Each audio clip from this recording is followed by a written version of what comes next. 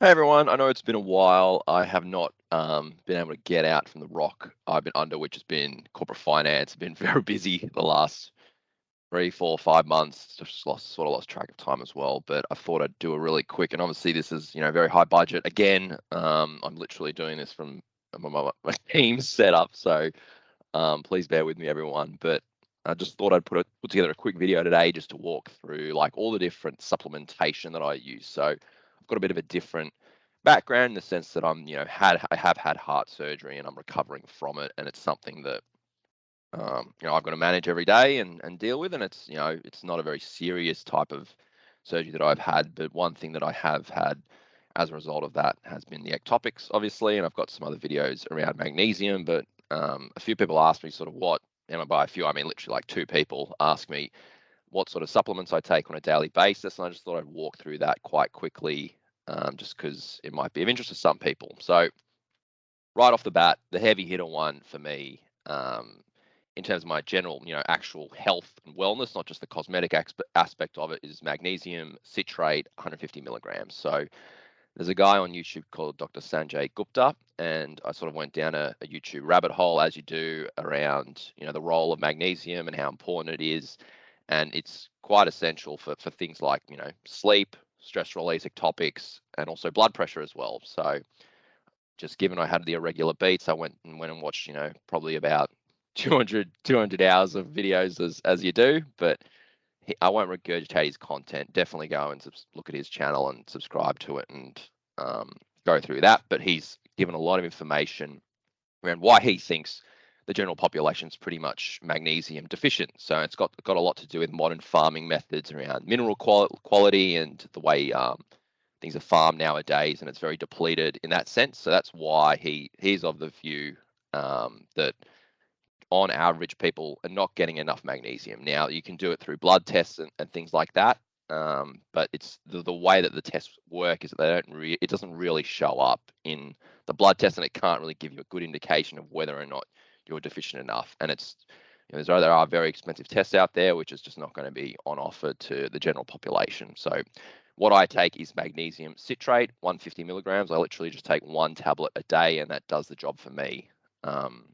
It's just anecdotally, I'm more than a year post surgery, and it could be a lot of it just be to the reduced inflammation from post surgery, interfering with the electrical rhythm of my heart. But I anecdotally at least have noticed a very big difference in the reduction in ectopics, and that's been something for me that's obviously been very very favorable, and they're very uncomfortable and things like that, but definitely post surgery, and if you're worried about general heart health and blood pressure and things like that. So ever since I started taking magnesium, I'm sort of hovering around that 125 over 75 to 80 mark, which is very good. So that's something that you probably don't if you're a 30-year-old, or in your early life, if you want to call it that, even though I feel quite old now, that's something you need to be aware of, and that's a very good reading to have. So that's one box ticked at least, because hypertension's the leading killer and reason why people can struggle on later in life. So that's the number one, magnesium citrate. Obviously, I have a lot of content on finasteride. So right now I'm taking the 5 milligram tablet and I quarter it to 1.25 milligrams roughly. It's not a perfect cut, just because I think my pill cutter blade is a bit rusty now, or not rusty, but just blunted. And I take that roughly every other day. So I'm probably getting sort of half the recommended dose if you average it out over a weekly basis. And I'm pretty disciplined with it. But at the same time, there will be days where I'll forget from, say, Monday to Wednesday, and then I'll just take a pill on Thursday, whatever it might be. It's not the end of the world um, at all. But definitely check out my other videos. I'm still going strong. Still have my hair. I know you can got this sick $12 fade, even though I have 400 pixels on this camera, but all good. The next one is zinc. So zinc is a very essential trace mineral, and it plays a very big role in general physiological functions. So the one that obviously comes to mind is hormone production, and things like insulin tests and thyroid hormones. Zinc plays a very big role in that. And if you're deficient in that, you don't need to supplement. You can try to get it through your diet and things like that. But if you are one of the people that just want to get in a pill form and put it away, then that's something else that you can look into. But especially for men, zinc's very important. So every day I'll be taking, 1.25 milligrams of fin, or every other day, and then the magnesium citrate and the zinc, and I literally just whack it all into my hand and just shove it in my gullet and just down it that way. So that's another pretty important one there.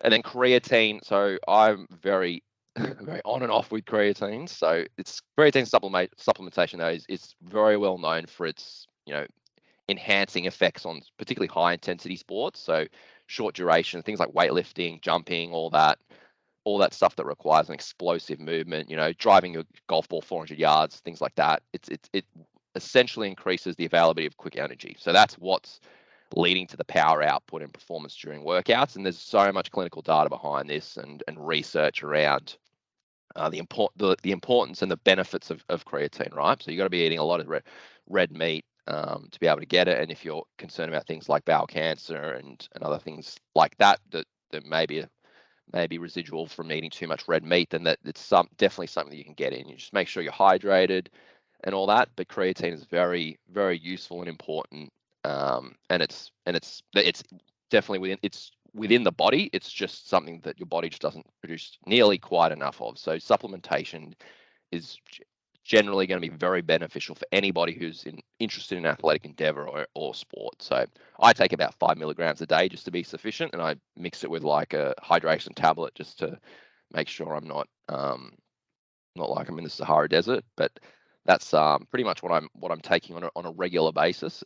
And apart from that, I'm trying to not be too poor with my general diet. It's just obviously when you're working really bad hours like I've been, and I'm just going to try and get you guys videos this way from now on, just because I'd rather get stuff out and thoughts out than nothing, just given it's hard to set up when you hit the weekend, if you even get a weekend and you're worried about setting up the camera and all that. But that's pretty much just a quick overview of all the supplementation that I'm taking.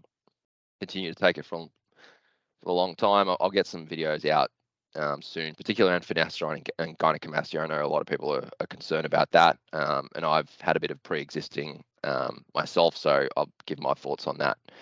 But overall, I think supplementation is very much just the cherry on the top. I think the major key, obviously, is managing stress, managing sleep, and if you're not sleeping well, this is just going to have this massive cascade effect, and it'll impact your recovery, your mood. It's just you're just going to have a bad time, because your resilience and ability to deal with stress is just greatly diminished when you don't sleep well. I know for me, if I go from 8 hours to, say, I have an all-nighter and I've got to get something out for work, and I go to 5 hours or something, then it has a massive impact, and it's something that I don't think is overstated enough. And I think a lot of all this stuff out there is, supplementation is great. It's definitely something there, but there is an element of placebo as well, I think, in the sense of you are more or less that you're more or less masking. You're trying to put a band-aid on something that has to be cured, well, not cured, by addressed more or less by just healthy practices insofar as sleep, diet, and exercise. So that's the three heavy hitters. Things like where you're more of a one-off situation, like you've had heart surgery, or you want to manage your blood pressure or whatever. Things like magnesium are great, and you need it. But I think it's the absence of it that creates more issues than supplementation. And if you're getting it through your diet, best of luck to you. That's it for me. Hope you have a great day, and I'll try and pump out a bit more. I know I've said that 4, 5, 6 times now, but we'll just see how we go. Anyway, thanks guys. Cheers. Bye.